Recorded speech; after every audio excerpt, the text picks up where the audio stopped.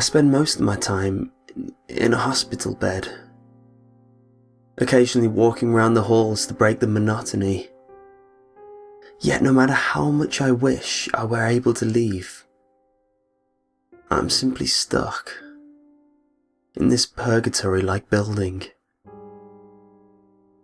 My roommate is an elder man. His nurse said one day that he was 95. I can't imagine living to 80, let alone nearly a century. I hear his cries of pain. He doesn't talk, or even really move. Just repeated cries of pain. One time I called the nurse, wondering if there was something she could do to help him. She replied, "This patient has requested no medicine and has signed a DNR order. We can do nothing for him." When she said this, my face went pale with the thought of the pain he must be in. She offered me my own room that night in order to get some peace from the anguish of the elder man. I was relieved for the break. I had been up for many nights because of the gentleman's bellows of pain. As I lie in my new bed, silence, aside from my IV fluids doing their job. I softly drift into slumber. I awoke in the middle of the night to a mechanical sound. It sounded like it was the empty bed next to me. It was moving itself up and down. I'm a fully grown man. Not many things frighten me, and this I kind of shrugged off as an issue with the bed. Nothing to get worked up over. I called my nurse and explained. She also explained, "You'll be moving back to your old room in the morning, sir. Try to rest." Well, that was... whatever, it's a hospital. People can seem complacent very easily. I closed my eyes and tried my best to block out the sound from the bed. When I awoke in the morning, I sat up. It was raining outside, and even though the sun should have been somewhat noticeable, it felt like a winter's evening, ever getting darker. I flipped through the TV channels in hopes of finding something, anything to make the situation better. The TV didn't work. No channels reached the pixelated glass, and I grew increasingly frustrated. Then, that damn bed started moving again. I'd had enough. I called the nurse and asked to be moved back to my old room. With no expression, she complied and pushed my wheelchair to my old room. But it was empty. The man was gone. I knew that could mean only one thing. He had passed away. That's why the nurse seemed cold. The man had died, and there was nothing she or anyone else could do about it. I felt awful. I looked at the bedding, still sprawled across his bed, and choked down the urge to vomit. Creeping feelings of horror and regret flooded my body as I crawled back into my bed. In the back of my mind, I repeated, "That's what he wanted, right?"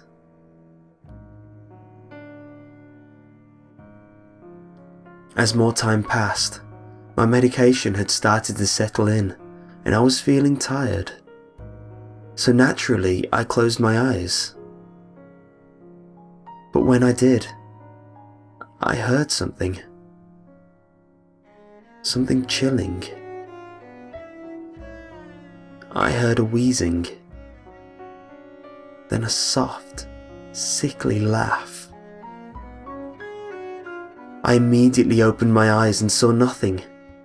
An empty bed next to me. I tried closing my eyes again, confident it was just my mind playing tricks.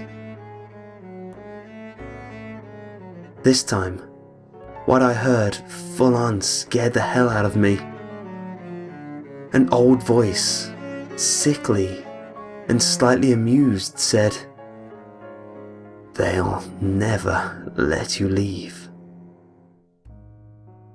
and then trailed off in laughter. At the moment, the bed next to me, the old man's bed, began rising up and down on its own, just as the previous bed had. I was going nuts, I thought, so I turned on the TV, and again, no channels, just static. But through the TV set, I heard the same sickening laughter. I shut it off and called for my nurse, thinking there had to be some explanation for this. I grabbed for the button and pressed it, but the damn thing shocked me. It was like the old man was just toying with me now, so I began to scream for help. No answer. The lights went out. I yelled again. No answer. The bed next to me continued rising and falling with short clanking robotic noises. I was scared witless. I don't believe in the paranormal, but then, how do you explain this? I gave one last try on my own nurse spell, and to my amazement, it worked. The bed stopped, and the lights turned back on.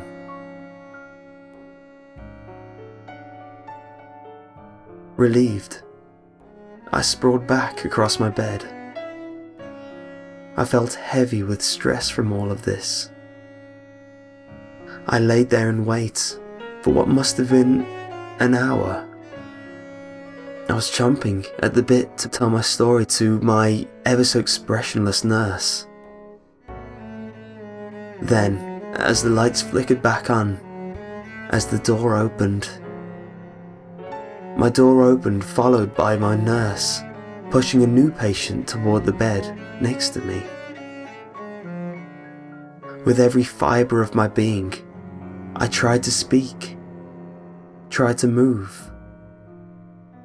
Someone had to tell them something was very wrong with this room, but it was impossible.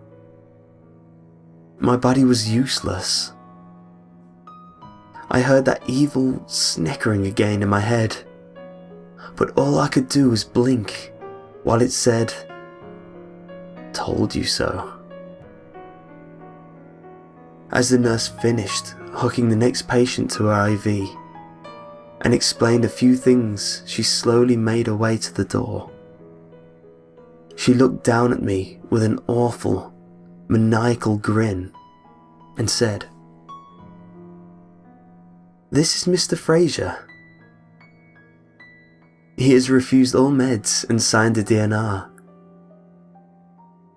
We can do nothing for him."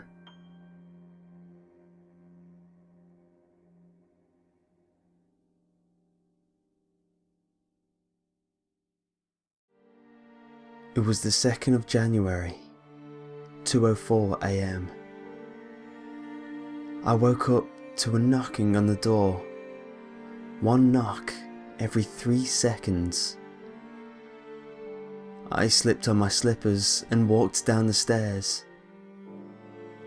As I walked down, the knocking on the door got faster, almost like a heartbeat.